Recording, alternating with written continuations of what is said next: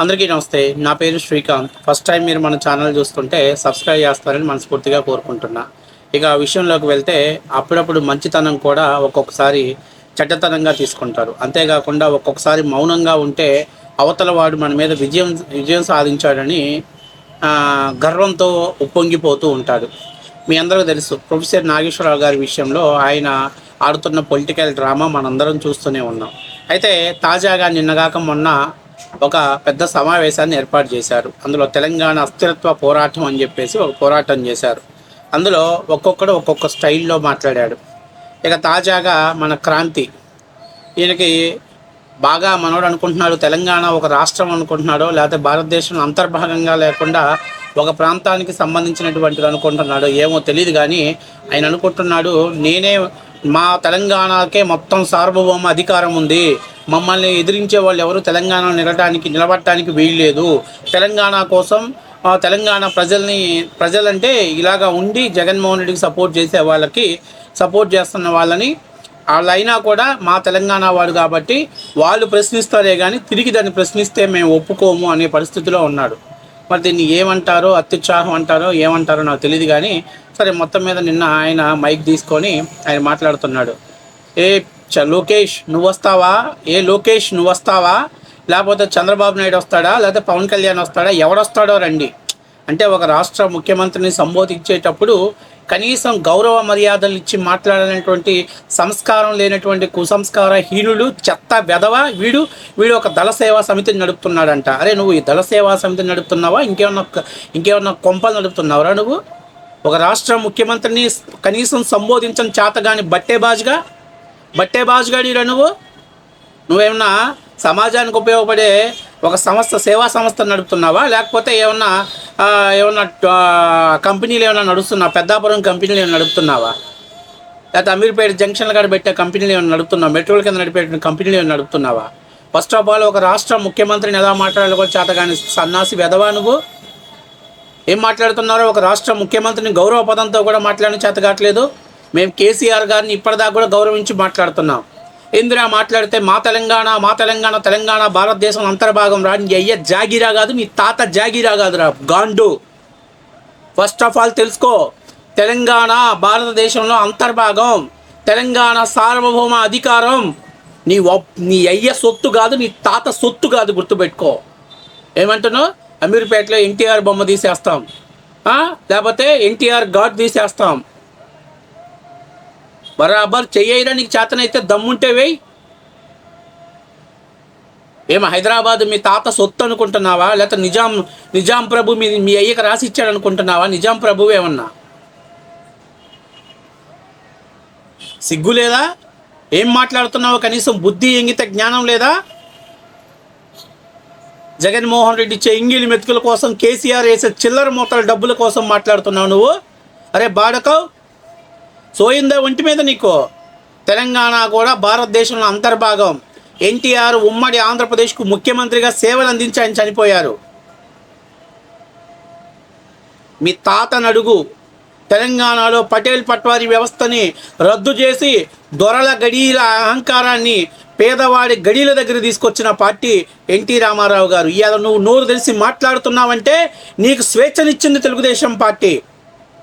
మీ అయ్య స్వాతంత్ర ఉద్యమం చేస్తే రాలా మీకు స్వేచ్ఛ, మీ తాతలు ఉద్యమాలు చేస్తే రాలా స్వేచ్ఛ.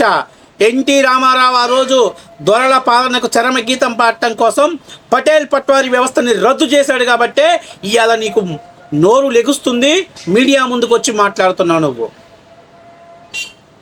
నేను తెలంగాణ ఉద్యమాన్ని అవమానపరచట్లా, కానీ ఇంత జుగుత్సాకరమైనటువంటి భావనతో ఉన్నటువంటి ఇలాంటి వ్యక్తుల గురించి మేము మాట్లాడుతున్నాం. ఏం మాట్లాడతాడు? ఒక రాష్ట్ర ముఖ్యమంత్రిని, డిప్యూటీ ముఖ్యమంత్రిని, అలాగే ఒక రాష్ట్రానికి ఒక ఐటీ మినిస్టర్ని పట్టుకొని ఏకవచనంతో రా పోరా, ఏమిరా నీ అయ్యా, నీ తాత దారా, నీ తాత కన్నాడు రా. అక్కడ మొన్న మాట్లాడతాడు, ఏముంది మీకు 10 భవనాలు కూడా కట్టుకొని చేత కాలేదు, భవనాలు కూడా మీకు లేవు. గట్టిగా చెప్పాల్సి వస్తే రికార్డింగ్ డాన్సులు వస్తాయి అంటే ఒక ప్రాంత ప్రజలని అవమానపరిచే విధంగా. నేను అడుగుతున్నా, తెలంగాణలో వరిబండం రోజే దక్షిణాది రాష్ట్రాలకే ధాన్య ఆహాగారాన్ని ఇచ్చింది నా పశ్చిమ గోదావరి జిల్లా. చెరుకు రుచి చూపించింది నా గుంటూరు జిల్లా. పొగాకు పొగరు చూపించింది నా ప్రకాశం జిల్లా, మిర్చి ఘాటు చూపించింది నా గుంటూరు జిల్లా. నేను ఎవరు ఏ ప్రాంతాలని అవమానం చేసి మాట్లాడట్లా. నీలాగా బట్టేబాజుగా వయసు పెరిగింది కానీ నువ్వు ఒక సంఘాన్ని నడుపుతున్నావు, కానీ ఒక అల్లాటప్ప గలీజు బజార్లో మీద తిరిగే లోఫర్ నా కొడుకు మాట్లాడినట్టు మాట్లాడుతున్నావు. నువ్వు ఒక లోఫర్ మాట్లాడినట్టు మాట్లాడుతున్నావు. అమీర్పేటలో ఎన్టీఆర్ గారి విగ్రహాన్ని తీసేస్తా, ఒక రాష్ట్ర ముఖ్యమంత్రి గారు శంకుస్థాపన చేసిన విగ్రహాన్ని నువ్వు తీసేస్తావు. ఏమంటున్నా? అయితే ఎన్టీఆర్ గారు రద్దు చేసిన పటేల్ పట్వారీ వ్యవస్థని ఎనికి తీసేయి. మరి నీకు చేతనైతే, నీకు జీలో దమ్ముంటే తీసుకురాదు. మేము పటేల్ పట్వారీ వ్యవస్థని మళ్ళీ కొనసాగిస్తున్నామని చెప్పు. ఈరోజు నేను చెప్పేది ఏంటంటే, మీ రాష్ట్రం వేరు, మా రాష్ట్రం వేరు. మీరు ఒక రాష్ట్ర ముఖ్యమంత్రి, ఆంధ్రప్రదేశ్లో ముఖ్యమంత్రి ఇంకోటి మాట్లాడతాడు, హెరిటేజ్ పాలని బ్యాన్ చేయాలి ఆంధ్రప్రదేశ్లో, తెలంగాణలో అంటాడు. అలాగే ఆ ఫార్మా కంపెనీలు అన్నీ మూసేయండిరా. ఫార్మా కంపెనీలు, ఐటీ కంపెనీలు అన్నీ మూసేసి తర్వాతల్లా తెలంగాణని కూడా మాకు ఒక దిక్కుమానుడు తయారయ్యాడు. మొన్న 5 ఏళ్ళు 3 రాజధానులు అని చెప్పేసి రాష్ట్రాన్ని అంతా ముండ మోపించి పడేశాడు. అన్నీ వాడు కూడా, ఆయన ఆలోచన కూడా అలాగే చేశాడు. అంటే దిమాక్ ఉండాలి, బుర్రండి మాట్లాడాలి. మనం ఊరికే ఏదో ఎవరికో మెప్పు కోసం మనం మాట్లాడకూడదు. నేను కూర్చొని మాట్లాడదని మేము అడుగుతున్నాం. నాగేశ్వరరావు గారు చేసినటువంటి ఎలిగేషన్ తప్పుడు ఎలిగేషన్ కాదా అంటే, నా ఇష్టాసారంగా నేను మాట్లాడతాను. ఏదైనా ప్రశ్నిస్తే చంద్రబాబు నాయుడు అక్కడ రేవంత్ రెడ్డి ఉన్నాడు, ఒకే దెబ్బకు ఇద్దరిని కార్నర్ చేయొచ్చు. మీరు మాట్లాడండి, మీరు మీ ఇష్టమైనట్టు మాట్లాడండి, తప్పు లేదు. మీరు ఏ విధమైన ఆరోపణ చేయండి, తప్పు లేదు, మేము పట్టించుకోం. కానీ ఆంధ్ర పోలీసులు మాత్రం ఎంట్రీ కాకూడదు, ఆంధ్ర పోలీసులు మాత్రం అరెస్ట్ చేయడానికి రాకూడదు. ఇదేం లెక్క? అరే దమ్మున్నోడైతే ఎస్ రండి, నేను ఆరోపణ చేశా, దానికి నేను కట్టుబడి ఉన్నా, పోలీసు విచారణలో న్యాయస్థానంలో ఎదుర్కొంటానని చెప్పాడు మొగోడు మొనగాడు. ఇదేంది మహాభారతంలో కానీ అర్జునుడు ఎవరైతే భీష్ముడి యొక్క బాణం పనిచేయకుండా ఉంటారు కానీ సెకండ్ని పక్కన పెట్టుకున్నట్టు ఎంతసేపు ఉన్న తెలంగాణ వాదాన్ని పక్కన పెట్టుకుని మీరు యుద్ధం చేస్తారేంటి? సిగ్గనిపించట్లా? తెలంగాణ ప్రజలు ఆత్మత్యాగం బలిత్యాగంతో వచ్చిన తెలంగాణని ఈరోజు మీ స్వార్థపరుల కాళ్ళ కింద పెట్టుకొని మాట్లాడుతున్నారు. ఏమంత పెద్ద పోటుగాడివా, అంత పెద్ద మొగోడివా నువ్వు? అరే బరాబర్ తెలంగాణ బోర్డర్ దాటి ఆంధ్రలోకి రారా, వచ్చి మాట్లాడు, పగలగొట్టి పంపిస్తావు. నేను బీ కేర్ఫుల్. నేను గతంలో కూడా నోరు జారావు, ఆంధ్రప్రదేశ్ ప్రజల గురించి మాట్లాడావు. Be careful.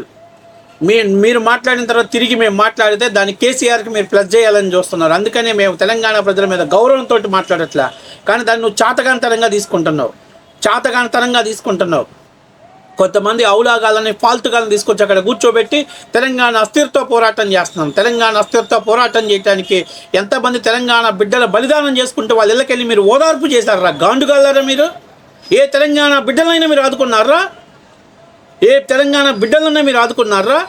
₹1 సాయం చేశారా మీరు? మిమ్మల్ని మీరు ప్రొటెక్షన్ చేసుకోవటం కోసం, మిమ్మల్ని మీరు కాపాడుకోవటం కోసం తీసుకొచ్చిన మీరు అమ్ముడు పోయినటువంటి జగన్మోహన్ రెడ్డికి బానిస కుక్కలు మీరు.